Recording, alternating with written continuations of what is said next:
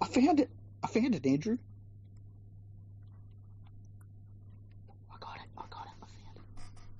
Yes, that was League Freak saying he's got it, he's found it. I found it, Andrew. Found it. There, that's where it is. Yeah, that's what... yeah. No man has ever said that before. That was League Freak saying he's got it, he's found it. Live. Okay, let's just double check that we're live, actually. Yeah, we've got to do our standard test. This is part of our professionalism now. We've got to make sure that... Oh, shit. Hang on. Okay, Andrew. Yeah. Yeah, I you know what? I paired my headphones. Yeah. And I didn't put them in my ears. That's brilliant. So I didn't hear anything you said in the last 30 seconds. That's okay. I haven't said really anything of any value as per usual. Okay, that's all right then. Yeah. So our plan is going to plan. It's magnificent. This is the most ominous of ominous starts ever. Yeah. I have to say from the outset, I apologise to the listeners who have just come from the starting block. They may have got the impression that this is either going to be dead air, silence, or a blank screen, and we've managed to fail in all three areas. Yeah, pretty much. So that means we've actually got to produce some content. Yeah, I don't like having to produce content. Hey, it's a little bit disappointing. Right. Well, I'm just going to start with this. Okay, I was looking for some stuff to talk about, and obviously, normal news is good for a chat. But when you want to have something with a bit of a laugh, you do have to go to the Telegraph. Yes. And I did make a tweet today because I saw a picture there and it said, "Expert tips: only one team can win the Origin decider." Wow, how is that even possible? That only one team can win a game where there's a guarantee to be one winner. Yeah. That's so strange. I just felt the need to say, see, this is what separates us experts from you plebeians who don't know shit. Exactly. We know this. We know this. This is why we're experts. Yeah, I always felt like when you had a football game that had golden point and you had to have a winner, that you were always going to end up with a winner. And I deducted that because I'm an expert. Yeah, well, but sometimes you can have a draw. No. Speaking of great content too on the Daily Telegraph today, Reg Reagan turns a whisper into a roar because you see, Matty Johns isn't seen anywhere near enough. He now has to have an alter ego to fill in more time and get more bloody cash for himself. Yeah, it's good. I wonder if his alter egos also push every single last Newcastle Knights player that ever qualifies for New South Wales as well. Well, I hope so. Yeah, I must say, I'm disappointed he didn't push Sione Mataudia's cause to be in the centres this year. Mm-hmm. Yeah, that's. I think Connor Watson as well deserved a call up. Connor Watson, basically anyone, as long as you're a Novocastrian, as they call them. Yeah, do you know why they're called Novocastrians, by the way? It's probably got something to do with Newcastle. But what does it have to do with Newcastle? I've never known that. I've used the term, but I've never actually known it. I think people use the term because they think it makes them sound really impressive. Yeah, so do I. And yet, it doesn't really. It just is just a toss-up term. Yeah, it's just a word people are throwing out. Yeah. I'm currently trying to put this, I was going to say shit, but it's not shit. I'm trying to put this on Facebook. I'm not really good at multitasking, hey? Well, here you go. It says here, Novocastrian is Latin. Yeah. So, Novo is new. Yeah. And Castria is castle. Castle, there you go. Novocastrian. So, who started calling them Novocastrians first? Oh, some people over in England. Ah, okay. So, it would have been, yeah. I wonder if that was what they called Newcastle in England, and then we just sort of adopted it just for the Knights. For nothing in particular, just the Knights. That's pretty much it, yeah. I think so, yeah. So, there you go, people. We've actually educated you on something that's actually information. Yeah, how about that? It's all downhill from here, I'm sorry. Yeah, we're sorry about that. I was listening to the starting block earlier. They had a really good show. They were talking about whether they were lactose intolerant or not. Yes. and I have to say, pretty riveting stuff. It was phenomenal. So good that we've decided to continue the conversation here. Yeah. Are you lactose intolerant? No, God, no. I grew up on a farm. Yeah. And my grandmother she had a dairy. Yep. A small one, didn't make much, but she'd milk the cows in the morning, and then she just put the milk through a strainer out of the bucket she's milked it into a glass bottle, and then she drove up to Mum and Dad's place, and bang, on the fridge, it's still warm. Oh, wow. Straight on the Wheat Bix. That's got to be so weird. Don't worry about having any of that pasteurized crap or any of the crap that goes in there or any of the commercialism attached.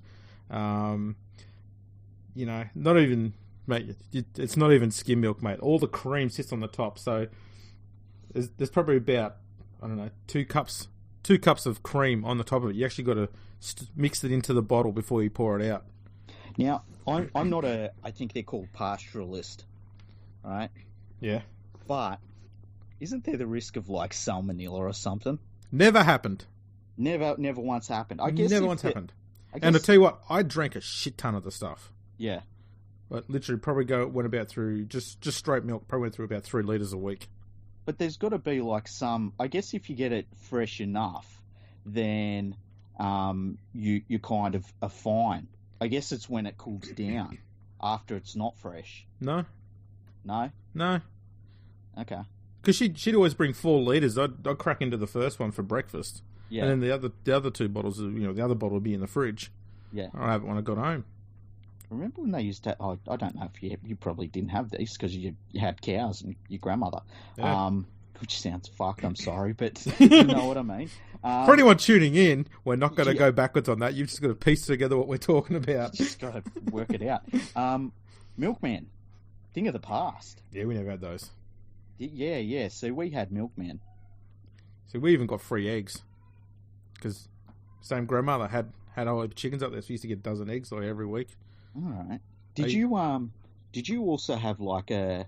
You wouldn't have had I don't know what they'd call them, like somebody that delivered the bread.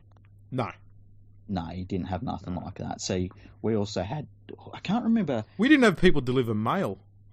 Okay, I'm just. No one delivered shit. We didn't city shit onto you. We didn't even have.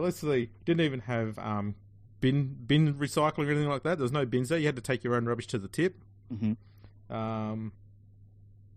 Yeah, mate. There's nothing out there. No gas lines or anything like that. So if you want gas in your house, you got to get your own tanks and put them on the side of the house and get them refilled every now and then. Wow. Even one summer there, it was so bad we didn't even have water. So we actually had 2 big tanks on top of the hill at the golf course, and we used to get every day or two, we'd get 4 or 5 trucks would come in and they'd fill up the tanks with water for the town supply. Did you have the sewerage people that come around and pump out the septic tanks? Yeah.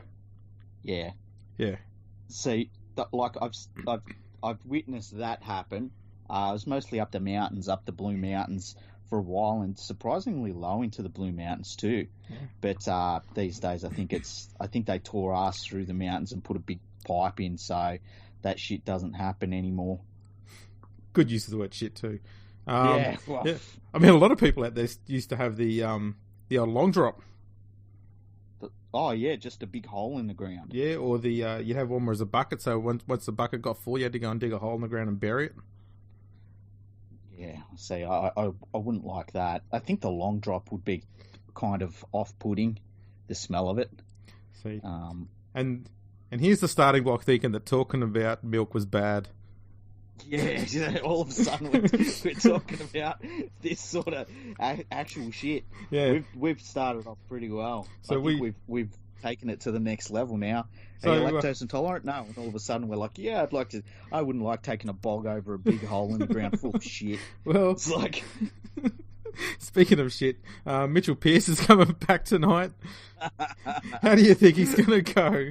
Man, you'll never get a segue like that ever again, people.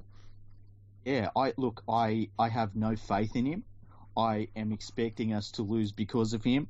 And that might seem harsh, but I'm just going on historical, precedents that he has set for himself. So, yeah. What do you think? How do you think he'll go? I think Maloney's going to be carrying him again. See, that to me, though, I mean, if he does carry him, that's got to be a good thing, right? Because not if you're Maloney, it doesn't. Well, it means they could shut down Maloney, but at the same time, it could also mean that, like, the less influence that Pearce has, the better. Well, I suppose that's true. Look, I think what we need in the media landscape is we need to be able to hear the actual thoughts of players instead of getting their robotic sort of responses. So when they go up to Maloney and say, "How do you feel about Mitchell Pearce coming to time?" You go, "Oh yeah, mate, he's playing really good footy. This is going to be pretty good." I think in his head he's gone, "Fuck, not again." Yeah.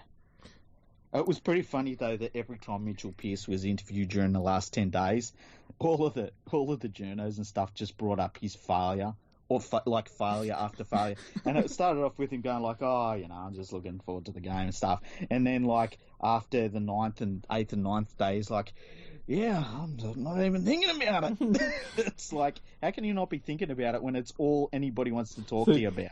This is the thing, okay, and this is the beauty of the media, is they know that they've got no story really if he wins, but if he loses, we can flog this pony the whole time. So to help make that happen, let's just hammer the shit out of him over the next week about how shit his record is in Origin. Hopefully, it's mental deterioration and he falls apart and crumbles, and they go, "Oh, see, he shouldn't have been picked." And they say, "Oh, well, Fittler should get the sack." And, "Oh, well, and all this crisis and this crisis." And they piece it all out, mate. It's really clever.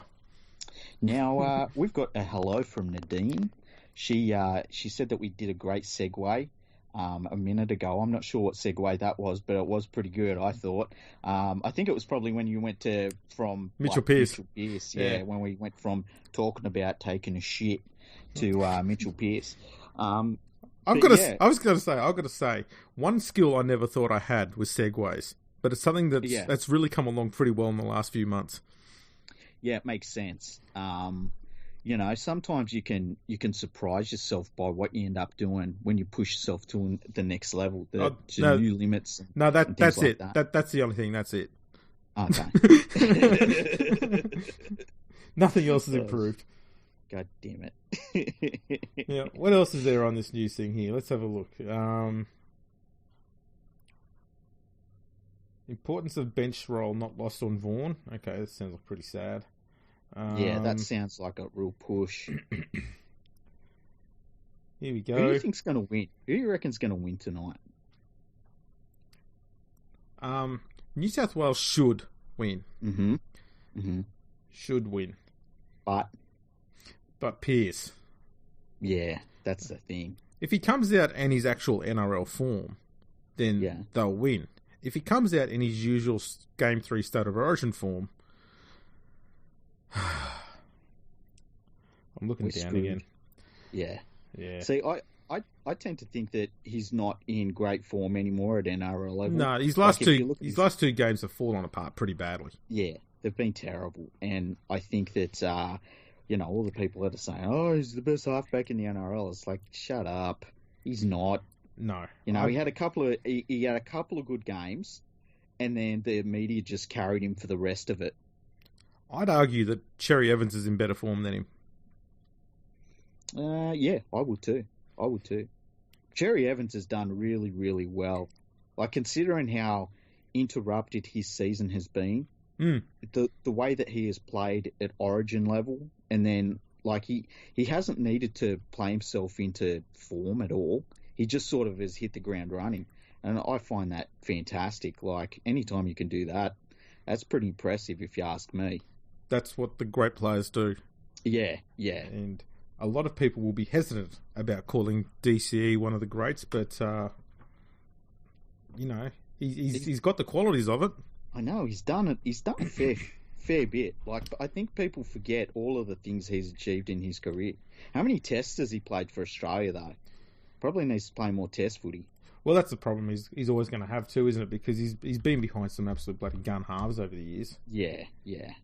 It's like only so many times that you can really get into the Australian side over the last, say, 10 years or so. It's surprising, though. Do you want to have a guess?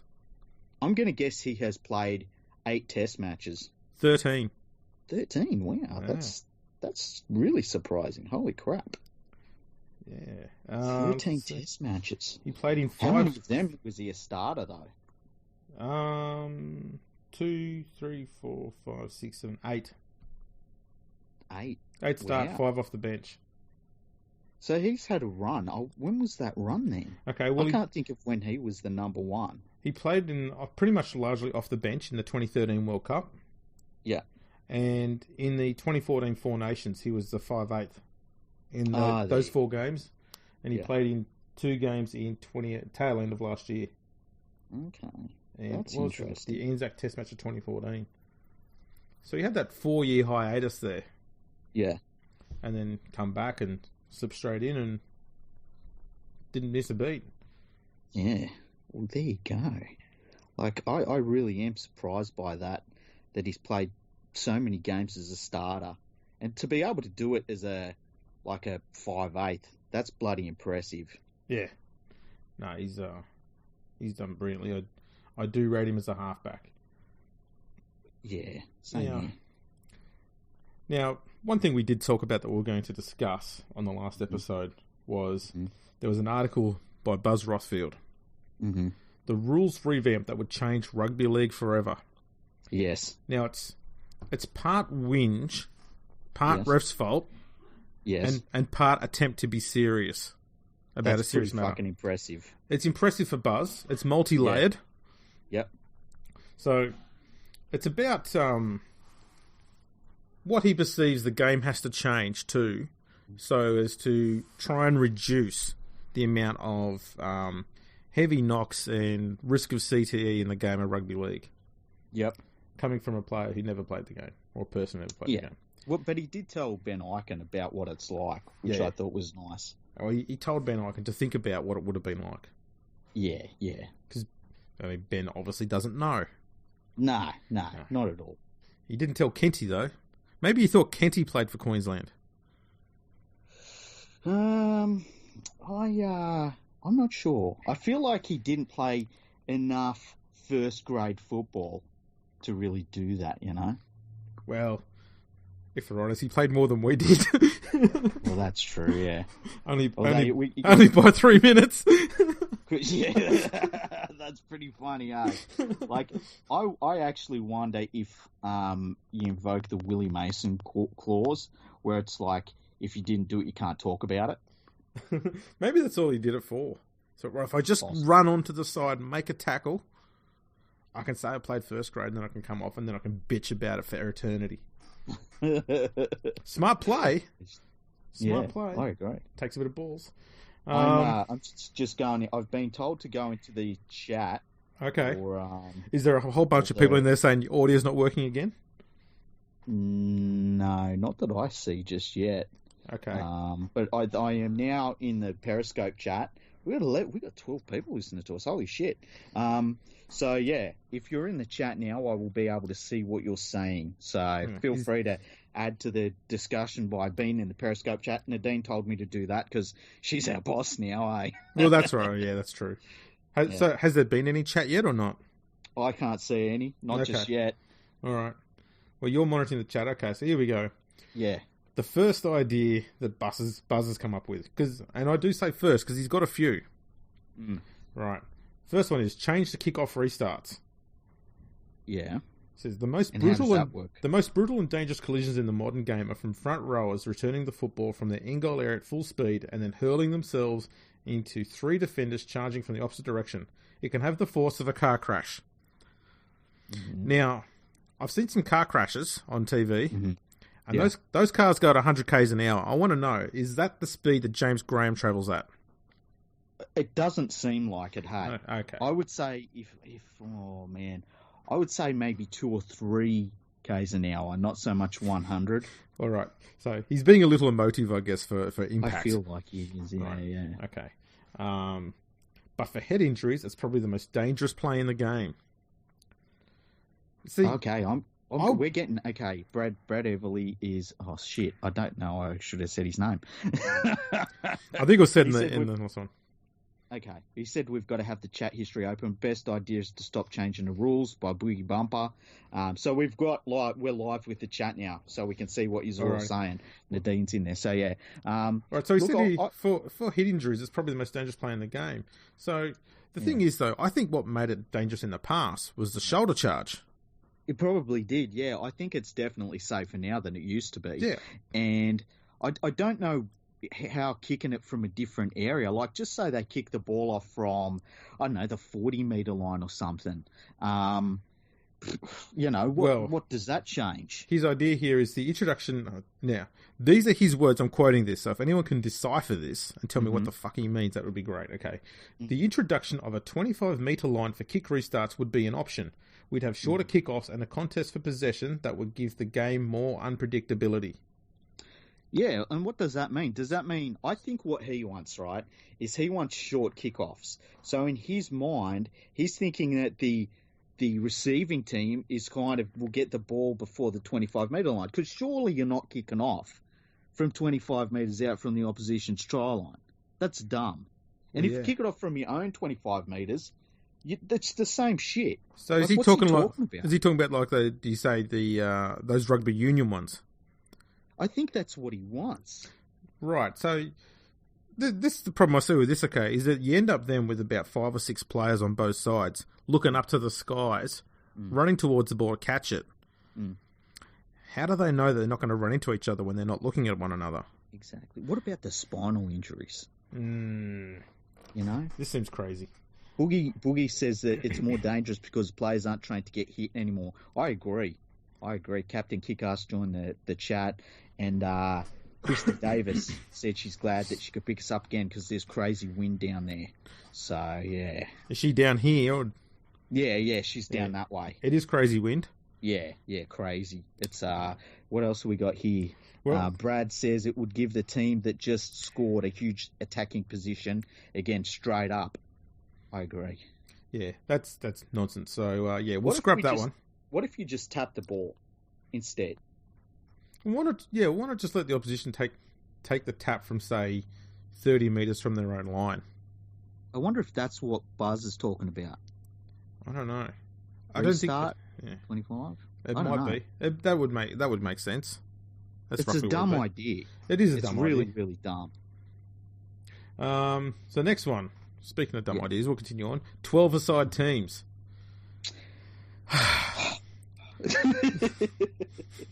Yeah, I feel the same way. It's like, I don't get it. I don't know what it's supposed to achieve. I think any time that you can come in with a problem you think is happening, now, and you want to change the entire fabric of the game to fix it, it's like, just shut the fuck up. The argument he has for it, and by the way, I completely agree with that sentiment of yours there. The argument he has here is one less player would open up the game, increase fatigue, and slightly soften the impact in tackles. He's got no evidence to say that the tackles would be any softer. And increasing fatigue also increases the risk of injury. Yeah, exactly. And I just don't understand why, having one less player on the field is going to be any better. It just makes no sense. I just think that this is tossing one up. Every so often someone comes out and they say, you know what, we should go to 12 players. But they've got nothing really behind it. Boogie Bumpers is just saying, let's just play sevens and be done with it. Like, I agree. Like, what the fuck, man? Well, this is what Buzzer said. Look at Nines football. The emphasis on speed and skill. Well, yes, Buzz, it is, because there's 4 less players on the field. Yeah, it's a different game of football. Yeah. I still think that if we listened to journalists, we'd get down to the games just being a coin toss, and that would be it.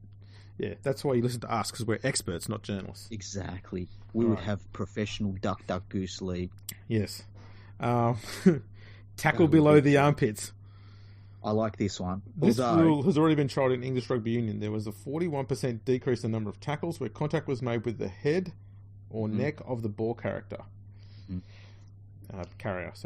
A black line is stitched onto jerseys to make it clearer for defenders. That's so dumb. Oh shit! Maybe That's it should so be stupid. like those vests they wear in épée in the Olympics, where every time you hit a certain part, a little sound goes off. Honk. Yeah, you've gone over the line, penalty. Yeah. Oh, what about? And this is something that needs to be brought up in this instance. What about if you've got sensitive nipples? And all of the tackles are aimed at your nipples. I worry about that. I personally don't have sensitive nipples. But there are people out there that have super sensitive nipples. And I worry about those people. Would they be driven out of the game? Which NRL players do you think would have that condition? Who would have sensitive nipples in the NRL? Probably someone. Why am I putting this? Yeah, I was thinking Parramatta, hey. There might be a picture of him, of a few of those guys that are on the live stream there. I feel like Justin Paul probably had sensitive nips. So I don't know why. What about Danny Wicks? That's a good one. Danny Nips. Ashton Sims. It's any of the Sims, really. Yeah. As when we discussed this the other day, you come up with a really interesting point about this tackling around the below the armpits, and you said if only there was a rule in play at the moment which prevented people from being tackled in the head. Yeah, some sort of disincentive. Yeah. There could be, maybe the referee would be able to manage that. We've got another called Tedesco, sensitive nipples. That's from Boogie. Aaron Woods. Aaron Woods would definitely have sensitive nipples. I would put money on Aaron Woods having sensitive nipples. Now, the other thing here is he says, we'd still get the big hits and big contact, but a reduction in head injuries. Now, I'd argue that if you're coming in to tackle someone, leading with your shoulder, but, you're going to wrap your arms around, and you hit someone in the middle of the chest, and they're running at you full steam, wouldn't there be a risk of whiplash? There probably would be, huh? I like it when I see someone get shit whipped. Have you ever seen someone get shit whipped? Is that kind of like what Cohen Hess did to Mitchell Moses a few years ago when they played up in Darwin? I can't remember. Oh, no, that was just a train wreck. Who have we seen get shit whipped? You remember when, I don't know if you remember this, remember when Craig Field got absolutely crushed when he was playing for the Manly Sea Eagles? Oh, I think I do. Shit whipped. Wow. Yeah. Now I know what that is. That's a good one. Yeah. Okay. Here's another great idea. Mm-hmm. This one is come from Steve Roach, so you know this one's got some thought behind it. Limit of 2 per tackle. Well, wouldn't that be fun to see that regulated in an NRL game? Yeah. I mean, fucking hell.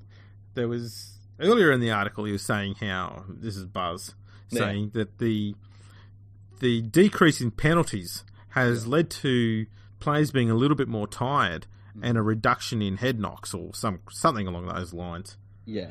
And now he's advocating for essentially what would be a shit ton of penalties to be called in the game. Mm-hmm. Because that's all this is going to do. So let's look at it this way. Jason Taumalolo is running a little bit wide of the ruck. Yep.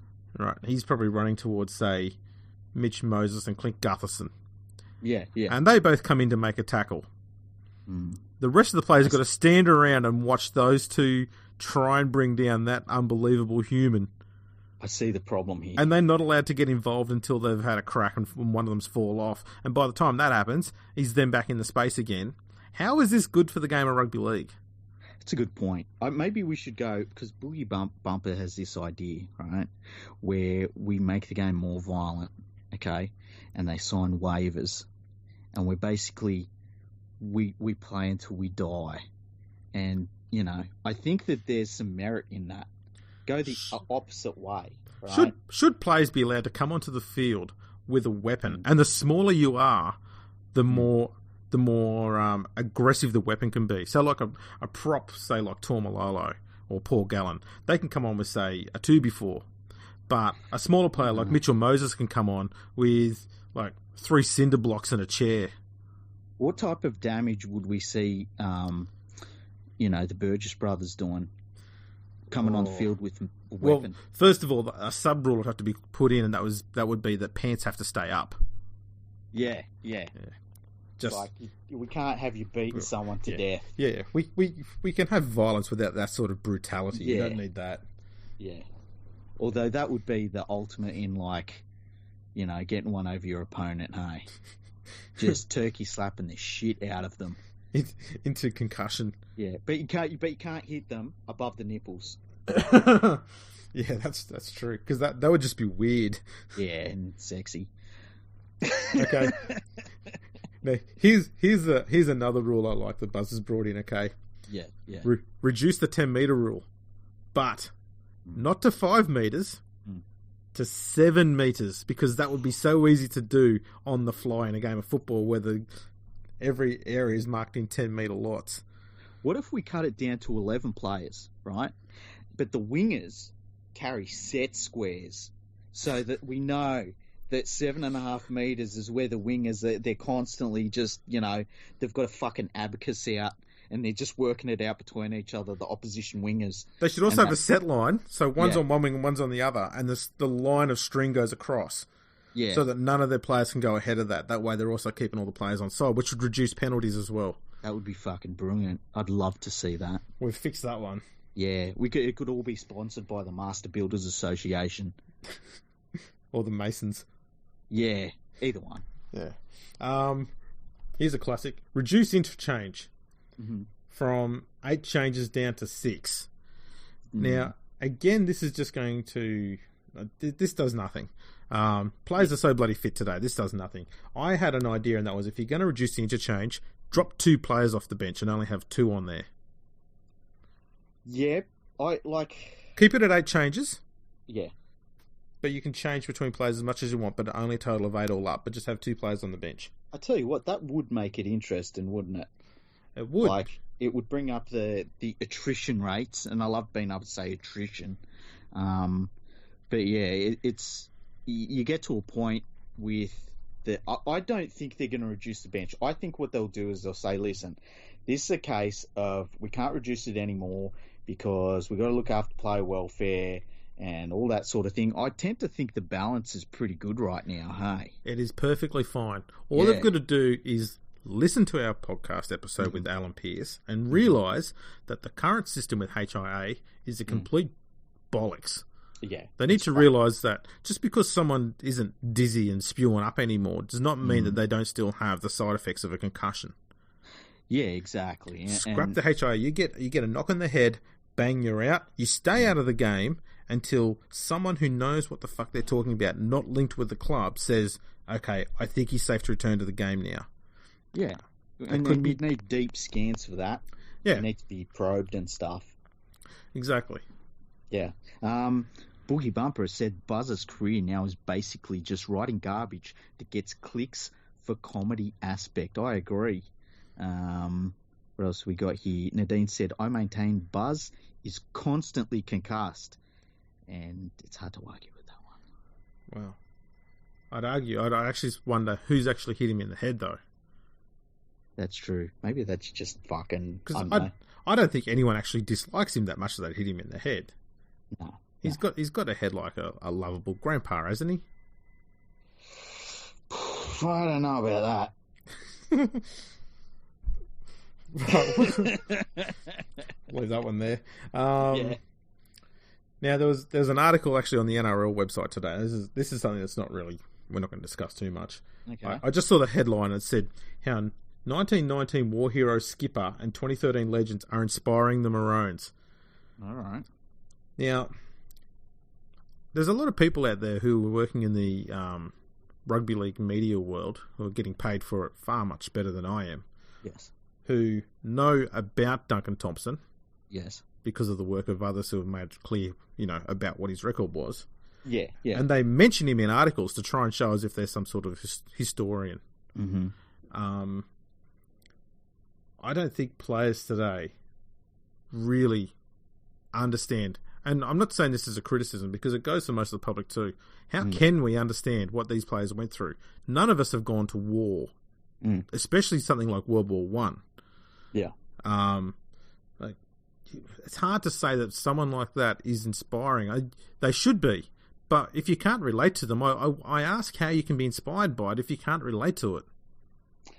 That's a good point. You know, when some of these players, I mean, the most difficult thing that they've faced is like when, you know, they've got to get a latte and they have to stand in line with all the commoners in the eastern suburbs. But outside of that, it's, you know, there would be some players that would appreciate it. Part of me wonders sometimes how many times like these professional players are brought together in a team and they're sat down and someone comes in and they says, "Back in my day," and they just fucking tune out for like half hour, let someone talk at them, you know? Yeah. It's because it's one thing I've spent a lot of time obviously researching a lot of these blokes who went to war and understanding how war was, but the thing I cannot understand is emotionally what it was like for them. And that makes it hard to convey how hard it was for these people. All you can convey is what injuries they suffered. But not many Australians have been shot either, so they can't even relate to what that would feel like. And so it's hard to... I don't know, I ask how people can get motivated about something that they have no idea what the experience was like at all, not even in the slightest. I don't know, because, I mean, a lot of them do play Battlefield, you know, so maybe that's good enough. Yeah, anyway, that was my whinge. That's your whinge. That's my whinge. Now, there was this is completely unscripted, obviously, like everything else. There was a discussion that went on Twitter, I think, yesterday that involved Mark Geyer. Oh, how good was that, by the way? Do you remember? Fucking hell. Do you remember how that all went? Yeah, I do, actually. Let me go back to it. Let's take it back to tomorrow. Oh, not tomorrow, yesterday. MG. So he had... Oh, that's the rush hour. I want the actual MG. What's his name? What is it? It's MG Guy or... Mark MG Guy.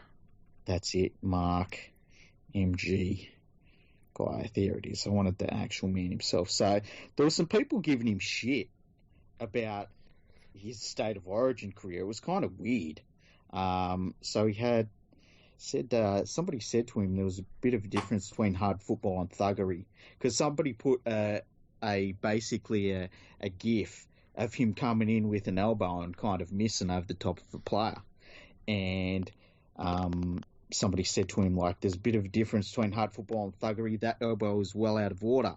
And Mark's reply was, missed him by 6 inches. Was he injured? Did he keep playing? Fair dinkum, play on. And then he... there was I think maybe it was the same person. No, it was a different person said, Bella, this was the best one.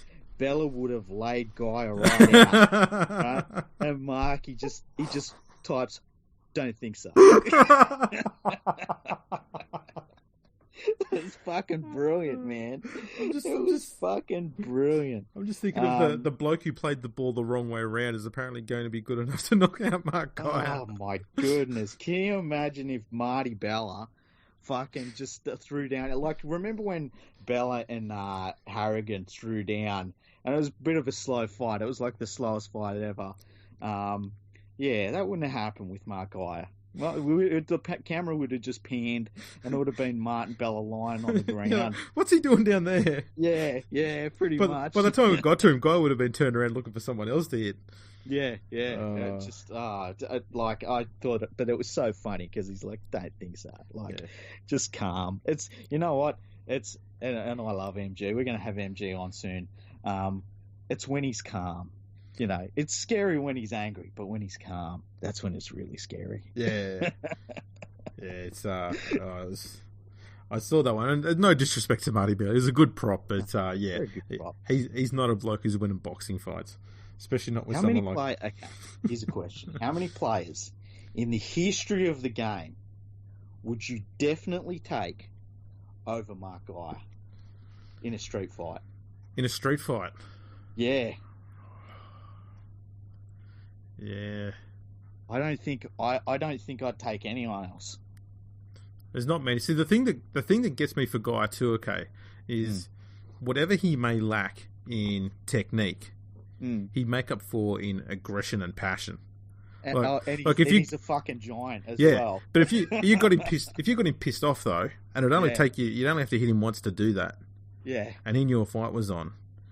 I Just feel good night. He's going to be like he'll be like a dog. He won't stop until he's got you beat. Yeah. And it's from Mount Druitt. Like, it just cancels a lot of shit out. That's what, that makes up for any lack of technique. Yeah. Yeah, just from Mount Druitt. It's like... But yeah. I've never seen him box, so I'm just winging it there. He might be brilliant at boxing, and I wouldn't surprise me if he was. Don't you remember when he took on fucking Mark Jacko Jackson in that celebrity match? Let's be honest. There was only 3 punches thrown. I can't remember if he had a technique or not, because Jacko was just... He was, hello, how are you gone? Yeah. Like, I just remember him just beating the fuck out of him. Yeah. Like... I just need to see a bit more of it. Yeah. It's, yeah. Jeez. Yeah, Good thing about that is Jacko was the bloke who was some sort of hard man in AFL and always fighting people. And he just got the shit slapped out of him. Oh, Boogie Bumper reckons Gordon Tallis would give MG a run. No fucking way. Fucking way. Hang on. Correct me if I'm wrong. Is Boogie Bumper a Queenslander? Is he? Can we kick him? Just in case? I don't know. Are you a Queenslander Boogie Bumper? Are you one of those people? If he is, he's sitting here listening to us playing a banjo or something. If he seriously just run up Gordon Tallis. Yeah. He's got to be. I can't have that. Remember when Gordon Tallis put 50 on the chin of Terry O'Connor, and then Terry O'Connor was like, Terry O'Connor said something like, "My missus hits harder than Gordon Tallis." That was fucking hilarious. I'm pretty sure that was during the Super League Test series. They played Great Britain in the Super League Test series, and yeah. Okay, Boogie Bumper is a fucking Queenslander. How dare you? Oh, hang on. Maybe it's just Brad. Just bullshit. For shits and giggles. He's just doing it to stir us. Fair enough. Yeah. Okay. That's fine. He's good like that. I met one of my followers today, hey? You met a follower? Yeah, I did. How'd that go down? I mean, obviously he's still alive, so that's good. Yeah. Well, I met Adam Evo 14.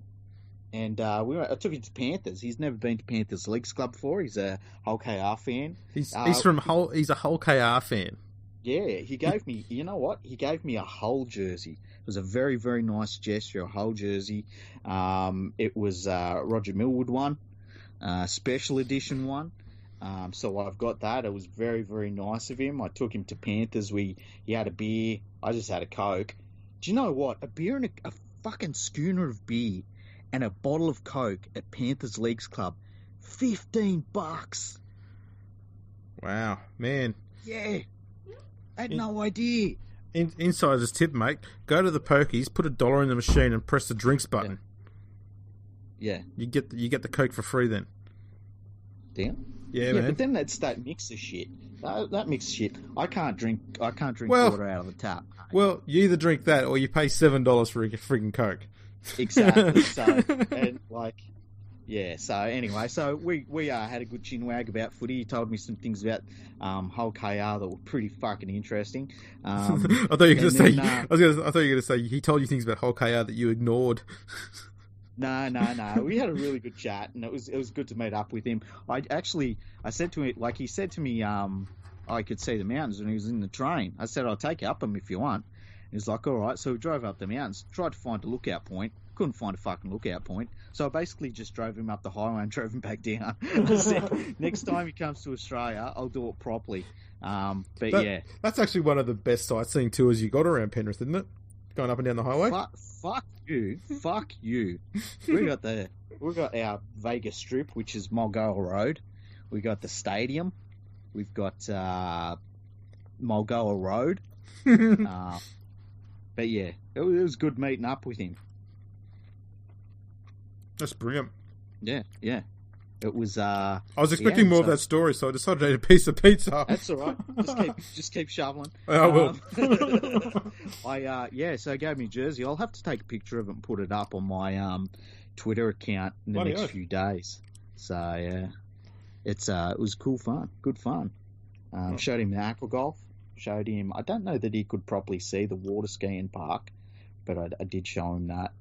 And I showed him Mulgoa Road, and yeah, it's good fun. Fantastic. Yeah. Just seeing what other news we've got here to chat about. Raiders English stocks grow. Oh well, you know. So the news is that Canberra have signed a nose from Wigan. Yep. And the nose will be playing at halfback next year for them. Yeah. It's it'll be between him, a Salad, and Sam Williams. So, I tell you what, I think, I mean, in terms of the biggest noses I've ever seen in rugby league, and he's in the top three with, like, there's got to be him, Beaver, and Daly. He has a fucking nose on him that is goddamn epic. It's chiseled to a fine point too. Yeah. You know what it reminds me a little bit of? You know in Ocean's 14, I think it is, when what's his face wears the fake nose to try and impress the cougar. You've probably never seen it, eh? I think I may have. See, a lot of my movie experience has been watching stuff as I'm passing by the TV. Okay, yeah. So there's a lot of things I've seen, but I don't know what movies they're from. Yeah. Well, that's Ocean's. I'm pretty sure it's Ocean's 14, which is my favourite one, actually. But yeah, God damn it, I can't remember the dude's name, hey? You know, Jason Bourne. That's his name. Jason Bourne? Yeah. From the Bourne Identity? Yeah. Oh, I have seen that one. Yeah. Well, there we go. I was going to say look like one of the Mr. Men characters. What's the Mr. Men character? What's the blue one, hey? I was going to say Mr. Rush, because he's just a triangle. Yeah. I agree. It reminds me, you know who else had a fucking nose on him? And we were talking about him the other day. He played for the Panthers and then went to Manly. Brown. What's his name? Lewis Brown? Louis Brown, yeah, that's it. He had a nose on him too. He'd be in the top 5. Can you think of anyone else that had a fucking nose on them? There's nothing wrong with having a nose, by the way. Like, it's fine. In fact, I see it as a compliment. Yeah. No, I can't think of anyone else with a massive schnoz on him. No. Oh, fuck. Peter Sterling. Well, I suppose, yeah, Sterlo. Yeah, Snorky. That's a good one. Yeah. How fucking good a Hull FC, by the way, everyone, in the chat. Oh, Dave Taylor, he had a fair nose, didn't he? Brad put that forward, Dave Taylor. Well, his was more just an extension of his forehead. Just went down the middle of his face. Yeah, it's like a fucking winged keel off his head. It was a weird thing, that one. Do you realise that there's a point where if you said a winged keel, there'd be a lot of people who would have no fucking idea what's that is a reference to. Exactly. I was just say, I think we've just created a new thing that that might trend on Twitter, and that is we're now nose shaming people. Yeah. Nasal shaming. Proboscis shaming. Yeah. What would the Me Too be for that? Snot too? I don't know. I don't know. Yeah, I've got nothing. I gave you everything I had with that one there. Yeah, I've got nothing at all. Yeah, I've just seen some other great headlines here. Mm-hmm. Are Johnson struggles a worry? Well, yeah, because he's playing like shit. Yeah, not much else going on there, really. Yeah, there's nothing quite like a Sean Johnson. Yeah. Not much at all like him, to be honest. Yeah, he's having a real shocker. Imagine paying like nearly $1 million and he turns up and he's just playing like fucking garbage like that. I mean, dead set. Now, apparently... Yeah. There's been a few changes to the Origin teams tonight. Really? Take us through them. 2 changes for Queensland. Moses Mbai will start at centre and Michael Morgan drops back to the bench. Wow. Ethan Lowe will start at the second row and David Fafita, who was originally slated to start, will stay on the bench. Yeah. For New South Wales, David Clemmer starts and Paul Vaughan goes to the bench. Okay, so, That's interesting. I like him by better at centre. I tell you what, he's going to have his work cut out for him though. But I think that he's played good at centre for the NRL. Yeah, he'll be up against Jack Whiten too. Yeah. So, and I think that makes way more sense than him coming off the bench. I would be really shocked if Cameron Munster does stay at fullback though. He's like the world's best 5'8". So I feel like he's going to be playing 5'8". Question I've got though is, if there's no injuries to the Queensland backs, yeah, who do you bring off to bring Michael Morgan on? And when do you bring Morgan on? Yeah, that's a really good point. And it's like, I mean, you can't bring him on at hooker. No. It'd be weird to bring him on at hooker. No doubt he could do the job, but it'd just be a strange substitution. Their team makes no sense to me. Yeah, I'm at a loss as to what they're doing there. Makes no sense. What about the New South Wales changes? I think Vaughan, I wouldn't like to have to be tackling Vaughan after 25, 30 minutes. I think they've done that purely to minimise the drop-off of Saifidi. Yeah, so that's a good point. They figure, let's put Saifidi on at the start. He can take all that early punishment, and then we bring Vaughan on and have Vaughan and Clemmer on for the end of the first half. Hopefully punching holes through them.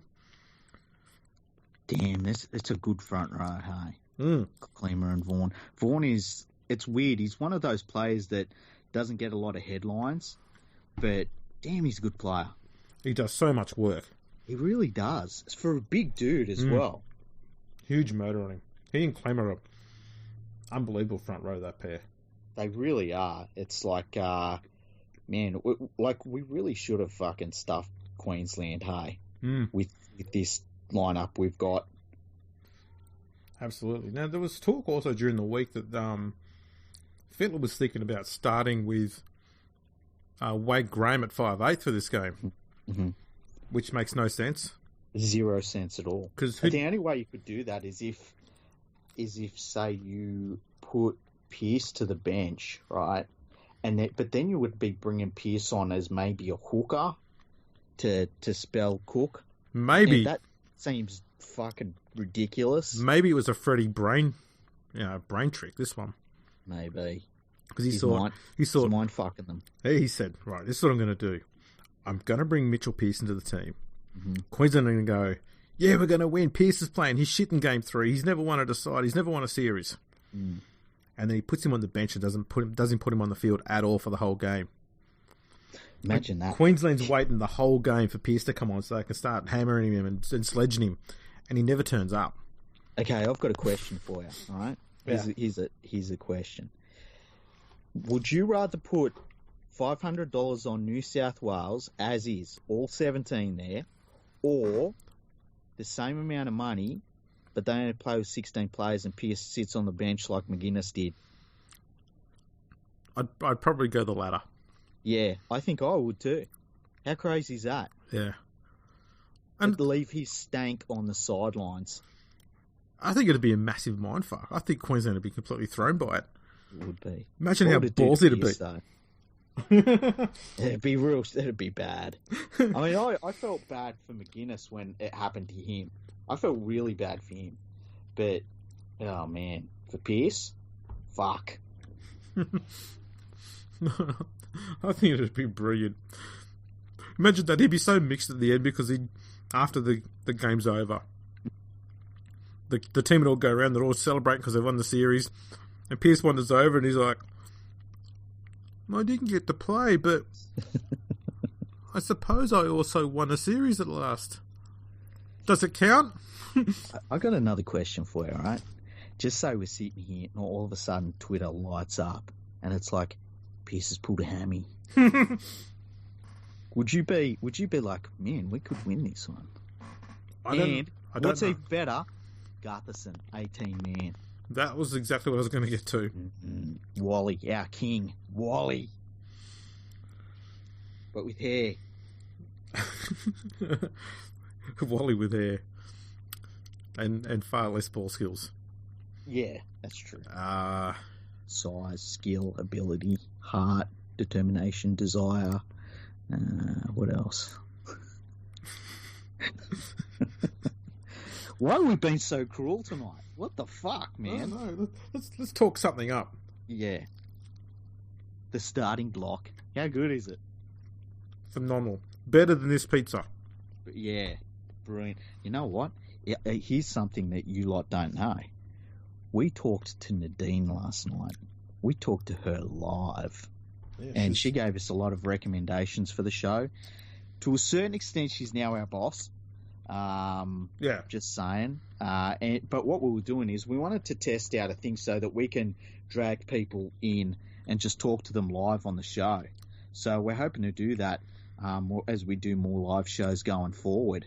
Be able to just, have people talk to us and say, "Hey, how you going?" Blah, blah, blah. Shit like that. But, yeah. And by the way, if you're in the chat, what do you think about our new visuals that we've got? Do you like them or what? Yeah, I created a few ads with Microsoft Paint. Yeah, I think you did well. It was all you're doing as well. Yeah, I'm not really going to gloat about it. I don't know. I think you did pretty good. I tried to pick things where all I had to do was just change text. Yeah. Sometimes you just gotta do the least amount of work for the biggest result you can get. I know my limitations. Yeah, well, a man's got to know his limitations. I've got a question for you. Okay, hit me with it. If you ordered a pizza, yes, knowing that it was going to get delivered on a push bike that's been ridden by Mitchell Moses, yes, would you give him a tip when he brought it to you early? I've never given a tip to any fucker that's delivered anything to my house. We have minimum wage in this country, and you are paid via minimum wage. You want a tip? Fuck off to the fucking United States, because you get a minimum wage. Is that harsh? No, I agree with that sentiment. I was just hoping that I might have led you into some sort of thing to just bitch about Moses instead. No, you could do. You could. Just I didn't expect you to come out and make sense. Yeah, all of a sudden I've gone into politics. I wonder what it was like for him when he'd do the Deliveroo job though, and he'd turn up to people's houses on his bike, and he'd be like waiting for them to say, "Oh, aren't you Mitchell Moses?" And it just didn't happen. It's like, "Yeah, you fucking forgot my drink." Like, oh shit. Oh, what are you gonna do? I can ride back and come back with it half an hour later. Yeah. Who's your boss? I need to speak to your manager. It's like, fuck, man. Oh dear. There's an interesting article during the week from the telly as well. Yeah. And it showed the I think they called it the pictures that will haunt New South Wales Rugby League, and it was all of the Game 3 deciders that they've lost over the years. Yeah. And one of them happened to be a game in I think 1990 or 91, where New South Wales actually lost 14-12, but they put the scoreline down as 14-2. Ah, fact checkers working overtime at the Daily Telegraph? Yeah. Yeah, see, that's the good thing about a lot of articles on NRL.com. Because they rip off so much of your content, it's always fact-checked ahead of time, so it works out well for them, That's the genius of it. Exactly. Oh, wow. Fact-check that way. We're not even lying. Yeah, geez. How are we going now? We're coming into kickoff. Well, it's 7:50. We're like a good half hour away from kickoff. Yeah. I can't actually see the TV screen. Hey, I didn't turn my TV on, and I don't know where my remote is, so I'm just flying blind here. Well, let's just see if I can find something then. Okay. I doubt I can. Yeah. Because it's all on Channel 9, isn't it?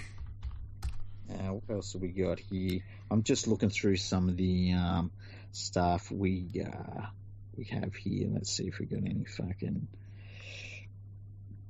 Restore the Republic followed us. Meme fake news. Okay. Co-host MAGA promises kept. Okay. Hey, what else we got? Duty calls. We're down to 4 listeners, so kickoff must be pretty soon, eh? Or they've just got sick of us. Yeah. Whoa. What? What happened? I don't know. Something on Skype just said I started recording. I What? don't know. How the fuck? Oh, yeah. We still on the live show? Let me have a look. We should be. We just got a video from Skype, like we'd stopped recording. Kickoff is at 10 past, but it'll be more like 8:45. I think, are we still recording? Let me have a look on this one. This is the live Yeah, show. we're still recording. That's We're cool. still live, I mean. We're still live. We're all good. We're still live. Live. We This are is- live. This is what I was looking for. Okay. Over here. Hmm? There we go. Brad said we're live. There you What have go. Done? Have you got that? Done something. Oh, yeah, I can see. Right. Okay. Now we know what we're Ooh. doing. Okay. See how this Oh, goes. here's this shitty Coca-Cola ad. Yeah, where they dubbed it for like 15 different sports and thought Yeah. no one would notice. And, Well, he's kissing. Is Oh, this- this is the so- one where they show the two Yeah, female so- players. we remember for that kiss, eh, bro? And they're going, no, not that kiss. This kiss. He's like, This oh, kiss, okay. bro. Yeah. See, Yeah. now all of a sudden we go quiet because we're watching TV.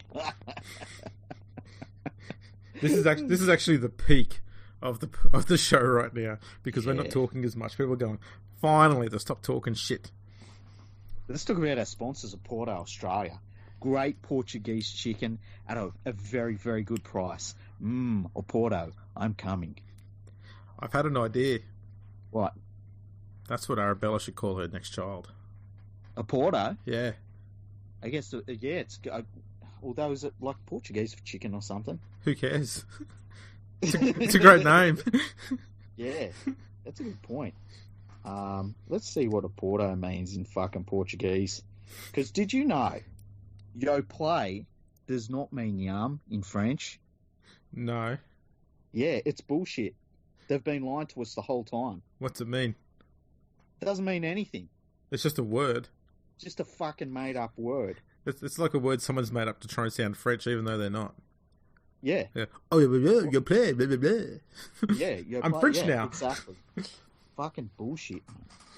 Okay, so Porto, I can't see anywhere here where it says we've got Porto, or a Porto. Okay, it might be Porto, the city of Porto, can sometimes. Please don't call my city a Porto. Okay, so it's like Porto, but when people say it poorly, Is it a like Porto. Is it like Irish Porto? Like a Flanagan? A Porto? I don't know. I really don't know. It's a good question. But anyway, I guess we'll call it Porto. You could just call it Porto. Yeah, that'll work. Yeah. Fucking, why not? Yeah, just for anyone who's not watching the TV at the moment, they're doing a piece on the Trebojevic brothers, or as Buzz Rothfield likes to call them, the Trbojevic. The body bitch. Yeah, Trbojevic. It's pretty much done with every shot in slow motion. Yeah. Every shot. So there's even one where they were sitting at home with, I think, their mum and dad and sister or something like that. And they even had, for some reason, Jake was to the left of screen and the camera's focused on, I think it might have been his mum, in the middle, drinking coffee very slowly. They've even put that in slow motion. Just... Jeez. A long, slow slurp. Yeah. I've seen lots of videos like that. Yeah, I bet you haven't. Oh, now they're putting Turbo on the screen. How come Jake doesn't get a nickname? Jake. Yeah, we should name him. What would you call Jake? I think you need something beefy. Yeah. Where he found his brother's chin. How about Tanko? Tanko. Yeah, Tanko. Turbo and Tanko. Yeah. They should I'm have up number for that. 4. Look, Brad Fittler's wearing his Channel 9 trench coat, hey? Yeah. He's a bit conflicted here. He's going, am I at work or am I at work? Exactly. This is not helping. We can't have this. Phil Gould will be having a fit right now because the Blues are training outside on the training paddock. Yeah, this is just terrible. When you see them training like this, outside, Mate, they never did this back in the game wasn't professional. Oh, back in my day. Back in my day when we went to the pub and then, did training for 3 hours a night. How funny is it when you've heard all of the old football players saying about the players warming up so much, and then you talk to a medical professional and they basically are like, fucking stupid old bastards. They're like, how are you? Yeah, how are your knees and your shoulders and your back today now that you're 42 years old and you're getting around like a 90-year-old man? Yeah. Maybe there's some merit to this. Yeah. Yeah. I reckon, eh? Well, we're not far from kickoff here. Fatty's talking to... Is that Kevin Walters? Yeah, I couldn't recognise him without the fucking tears. He's about to start crying. Yeah. Fatty's asking him a question. Like, I like his blazer. I like the old Q. Yeah. The Queensland Rugby League logo. Looks good. good. We do need to see more of those. I like the older jumpers. Yeah, so do I. I'd like to see them bring back like the old blazers and stuff when you make the test team. You know what I'd like to see? The cap. Exactly. Yeah. They used to give them all a cap. Be fucking awesome. Everyone goes nuts over the baggy green. Those caps were the same bloody thing. They need to come back. Hey, look, you know how we've been bagging Queensland for having heaps of halves? Even their trainer is a fucking half. Yeah. Yeah. And their coach. Oh, yeah, he is too. Kevin Walters. Talking with the only Queenslander who didn't have any ball skills. Paul Lawton. Oh, shit. You're not a fan of his, are you? No, I don't mind Fatty. I just thought he was overrated. Oh, sounds like you hate his guts to me. No. Because you see, the thing with hate is it requires effort. Oh. I can't be fucked. It's worse and worse. It's just general disagreements. Just meh. Nah, yeah, never got I've it. had players like that in the past. So it's like, yeah, I don't hate them. Lots of Poms, hey, lots of Pommy players. Yeah. Where people say, "Oh, why do you hate them?" It's like I don't hate them. It's just that they're, not significant. Yeah. And I'm just pointing that out. All right, they're just showing all the Queenslanders arriving in slow motion. Geez, they're short on content when they've got to do everything in slow motion. Like they're literally walking up a hallway in slow motion. Although they have sped up the traffic on the Harbour Bridge. Yeah, which is nice. It never moves that fast. Never fucking ever. I tell you what, you'd be hard pressed to find a road that is more fucking disorganised than the north side of the Harbour Bridge, where there's 57 lanes and you've got no fucking idea which one you should be in. That's because they all merge left, right, centre. Yeah. Yeah. It's like, I just want to go here. It's like, pick a lane, any lane. All of a sudden you're in fucking Seven Hills. You've got to be in all of the lanes. Yeah. Chopping and changing between traffic and shit like that, making sure that you're not in a bus lane. Yes. And look at this ad. It's telling everyone how to use up a ton of data on your phones. Yeah. How? Just by constantly leaving on and going to sleep. Okay. Yeah. This is your Jay phone. White has said he was expecting both teams to win, hey? I was kind of happy for that scenario as well. I love Jay. He's a great man. Unbelievable man. Just to let you know a bit about Jay.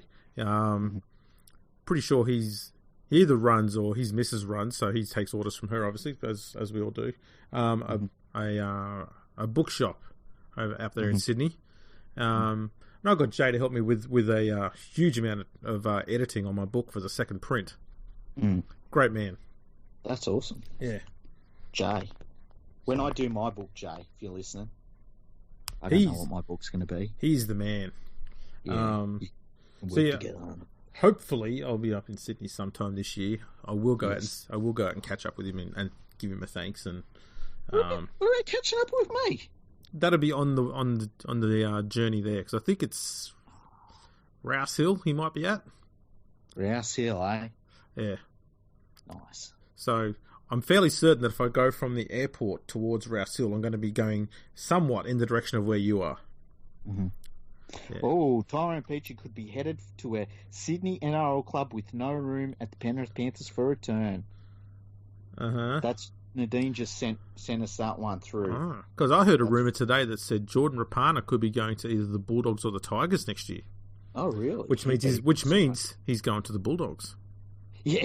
It just doesn't seem like a Tigers sort of move to get a quality outside. No. Every time there's two teams mentioned and one of them's the Tigers, it's never the Tigers they go to. I'd like to ask Potato what he thinks about the move. And he just says, like, fucking Ivan Cleary. Fucking can't. Yeah, this is how an interview with Justin Potato goes.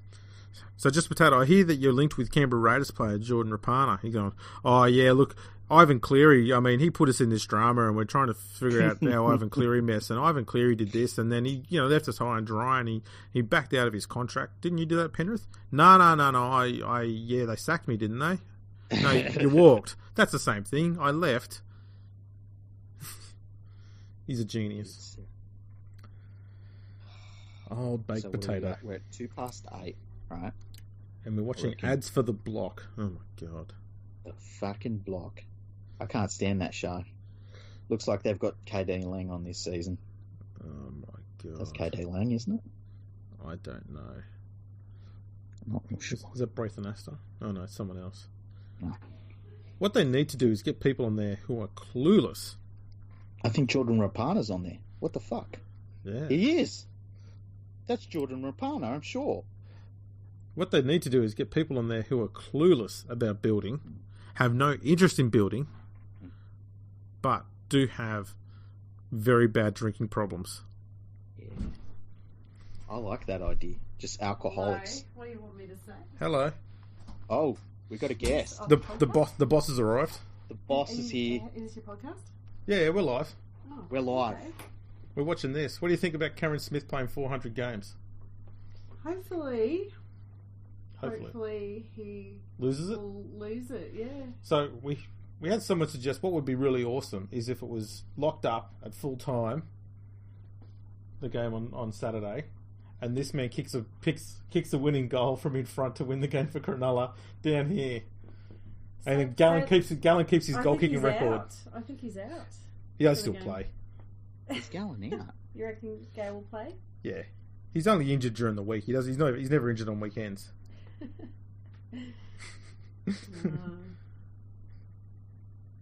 Are you confident Queensland's going to win tonight? No comment. No comment. Oh, she's scared. Okay, I'll ask you this. On a scale of 1 to 10, how confident were you of Queensland winning before you found out Mitchell Pearce was playing for New South Wales? Well, before I found out Mitchell Pearce was not selected as the halfback, Yeah. I was thinking, yeah, might be a good game, might be a bit of a contest. Okay, so now that he's picked in the team, do you think you're now an absolute lock for winning the game in the series? Oh, I don't know. Where's that lady with the yellow dress? Well, that could be a solution for Queensland. They could just dress up, say, I don't know, who's someone that's useless in Queensland? Will Chambers. They could just dress up Will Chambers in a yellow dress. That might just put everything out for Mitch. That would be brilliant. There's a tactic. Oh, look at them. They're doing more slow-mos. Everything is in slow motion. That's how you feel 40 minutes of pre-game. You just do everything in slow motion. This is exactly right. Fucking Mitchell Pearce. We're going to lose. You know that, don't you? We're going to fucking lose. Alright, so the Queenslanders are a little bit uncertain. They're not confident. This is what Mitchell Pearce does to the game. Yeah. He just crushes its soul. She's come back in and now back out again. You can talk whenever you want. No. Yeah, you're the boss here, not me. I am the boss. Oh, they come down the tunnel. They're coming down steps, so they're not doing this in slow motion though. No, this is in full speed. They're live. Oh, this is live. Addo Carr has just jumped a queue. How dare he? Right, coming out through the gate. Graham will do really well tonight. Oh, she thinks Wade Graham's going to do really well. That's a given. Oh, wow. How about the bias? Yeah, sharks are more important than the state. Yeah. Terrible. I like that when it comes from a Queenslander. Yeah. They're rock solid.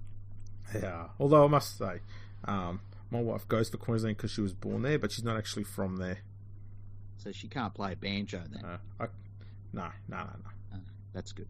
Her parents, her parents weren't born there. She just had the unfortunate situation. She didn't get to choose. They just had to borrow one of their hospitals for her to be born. Okay, that's fair enough. She displays a little bit of loyalty there for them because of that generous offer they made. She can stay on the podcast then. Yeah. I don't consider her a Queenslander. Okay, how long is the fucking walk? Well, where are they walking from? They're actually walking from like fucking no. Mate, I can tell you right now, if you look out your window in about 5 seconds, you'll see them walking past. Okay, they just left the Blue Mountains. Fucking hell. They're going to be stuffed. That's the same tunnel that Jane Saville started fucking running in that walking race, I swear. I think that they're coming through the London Underground, actually. Look, they've got women there who've just come from Woolies. I know. She's just gone to get her bread. She's like, I just want to get home. Yeah. This bloke just got off the train with his laptop. It's all part of the tactic. Queenslanders think it's just a short little 10 metre walk. Yeah, they're like 45 minutes away from walking onto the field here. They're going to get blasted. I think that's part of the New South Wales tactic. Let's put them a long way away from the ground. And then when they're not aware of it, we can just kick off while they're not there and put on a few quick tries. Tactics. I'm a little bit worried. Munster's got the porno tash. That means he's ready. Well, they're coming onto the field. So let's wrap this bitch up and watch the game. Alrighty. Thanks for tuning in, everyone. Enjoy the game, and God knows we might come back later. Who knows? We love you long time. Yeah, we do. Hooroo.